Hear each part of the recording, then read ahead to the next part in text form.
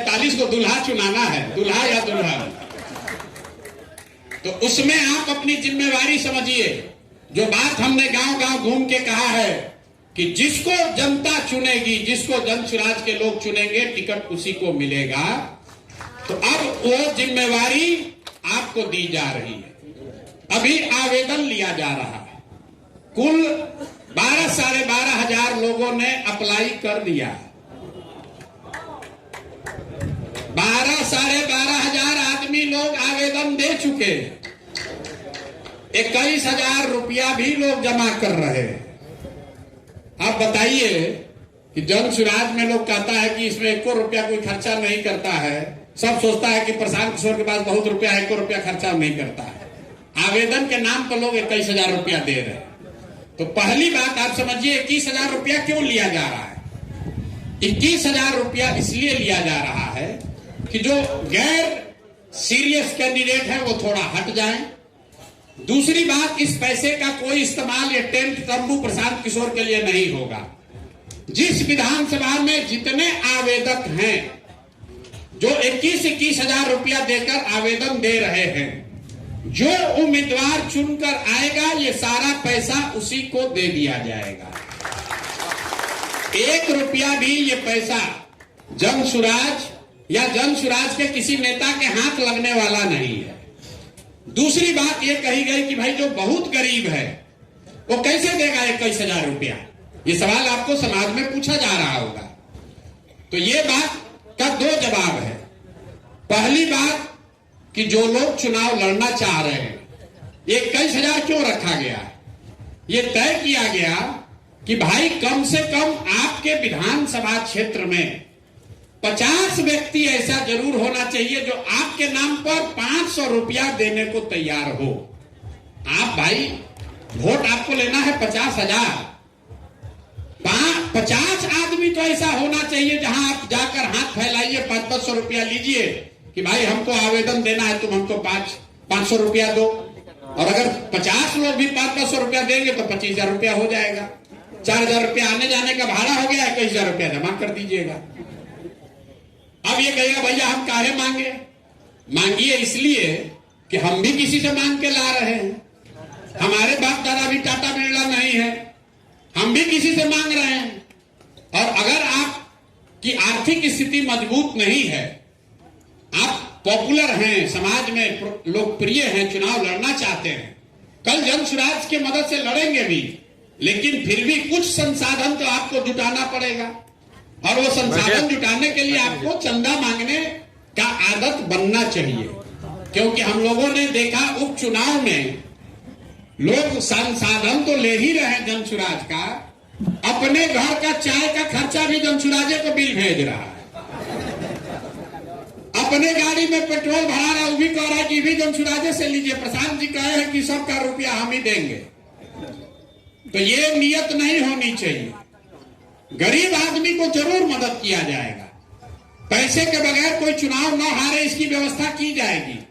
लेकिन नियत से जो लोग ठगने आ रहे हैं उनकी पहचान भी होनी चाहिए ना भाई। नहीं तो क्या होगा, जो सही में गरीब है, जिसको जरूरत है, उसको नहीं मिलेगा। जो लूटने आया है सोच रहा है चलो यार बढ़िया बुर्बक फंसे हैं प्रशांत किशोर, इन्हीं से 2-10 लाख रुपया कमा लेते हैं। लेकिन इसके साथ एक और प्रावधान किया गया। मान लीजिए कि आप चंदा भी नहीं ले पा रहे, तो ये कहा गया कि एक विधानसभा में औसतन 30 पंचायत है, तो हर पंचायत से 30 को आदमी से लिखवा के दे दीजिए कि आप इतने गरीब हैं कि आप 21,000 रुपया नहीं दे सकते हैं, आपका पैसा माफ हो जाएगा। ठीक है भाई, आप गरीब हैं, साइकिल उठाइए, 30 पंचायत में घूम जाइए और लिखवा लीजिए 30 लोगों से कि भैया ये बहुत गरीब है, इनको पैसा नहीं लगेगा पैसा। अब ये आवेदन जो है, अब इस पर आ जाए कि इसका मूल्यांकन कैसे होगा और आपकी उसमें भूमिका क्या है। कुल 11 मार्च तक आवेदन लिया जा रहा है। अभी 4 या 5 दिन के बाद एक डॉक्यूमेंट का हिंदी क्या हुआ, एक दस्तावेज जारी किया जाएगा जिसमें यह लिखा रहेगा कि जिन लोगों ने आवेदन किया है उनको कैसे आगे की तैयारी करनी है और किन बिंदुओं पर उनका मूल्यांकन किया जाएगा। ऐसे 25 बिंदु, ऐसा नहीं है कि आप आवेदन किए और हम कह दिए कि सर्वे में आपका नाम नहीं आया इसलिए आपका कट गया। 25 बिंदुओं पर आपका मूल्यांकन किया जाएगा। 0 से लेकर 10 तक में नंबर आपको दिया जाएगा।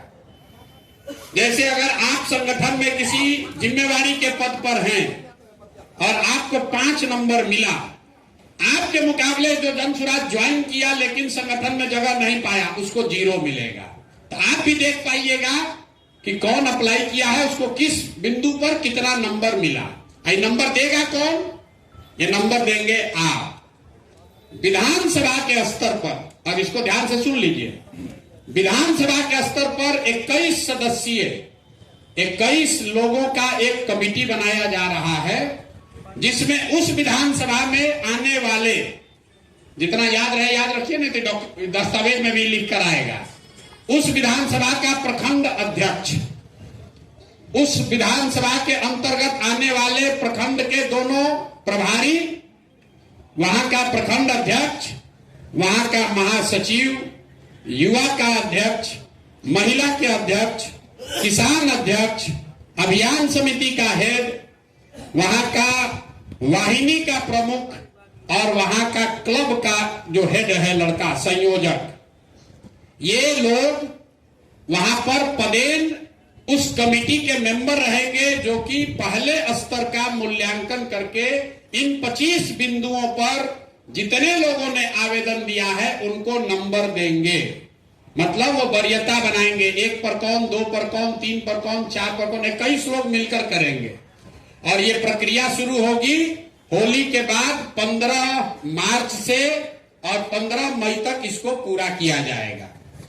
तो जितने लोग आप नीचे अभी प्रखंड में बनाएंगे, अभी से अपना गोटी सेट करने लगिएगा कि प्रखंड अध्यक्ष किसको बनाए, कर सकते हो ना अभी। लेकिन प्रखंड के जो 2 प्रभारी हैं वो सेंट्रली बनाए गए हैं। प्रखंड में जो अध्यक्ष है, फिर से बता दे रहे हैं, प्रखंड के प्रभारी, एक विधानसभा में मानिए 2 प्रखंड है तो वहां का 4 हुआ प्रभारी जो राज्य कार्य समिति का मेंबर है। वहां पर से हुए 2 अध्यक्ष, क्योंकि दोनों प्रखंड का एक अध्यक्ष, 2 महासचिव, 2 युवा अध्यक्ष, 2 महिला अध्यक्ष, 2 किसान अध्यक्ष, इतने लोग तो पदेन हो गए। दोनों जगह के प्रवक्ता, दोनों जगह के अभियान के हेड।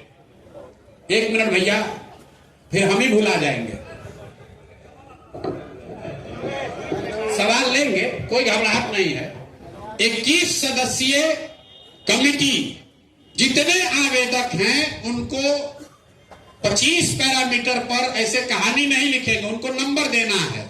4, 1, 2, 5, 6 जो भी नंबर दे, और उसके आधार पर एक वरीयता का क्रम बनेगा। फिर वो क्रम जिला के स्तर पर आएगा। जिला की जो कमेटी है उसमें जिला के संरक्षक, जो 5 सबसे वरीय लोग बनाए गए हैं, जिसको हम लोग कहते हैं जिला में संरक्षक है, बहुत अच्छे प्रभाव वाले आदमी हैं लेकिन सक्रिय राजनीति में नहीं है। उसके अलावा जो जिला के मुख्य पदाधिकारी लोग हैं, और उसमें केंद्रीय चुनाव समिति का 3 आदमी बैठेगा जिला के स्तर पर। और ये प्रक्रिया शुरू हो जाएगी 15 मार्च से लेकर 15 जून तक इनको कंप्लीट करना है। तो पहले स्तर पर चयन के लिए 21 सदस्यीय विधानसभा की कमेटी, दूसरे चरण में जिला के स्तर पर उसका मूल्यांकन, तीसरे स्तर पर केंद्रीय समिति, यहाँ पर जो एक अभी बनी है 7 सदस्य, उसमें 4 और सदस्यों को जोड़ा जा रहा है, ऐसा कोर कमेटी का निर्णय है। तो 11 सदस्यीय कमेटी बैठकर जब उसका निर्णय करके पहले 4 या 5 निकालेगी, उसी का सर्वे किया जाएगा।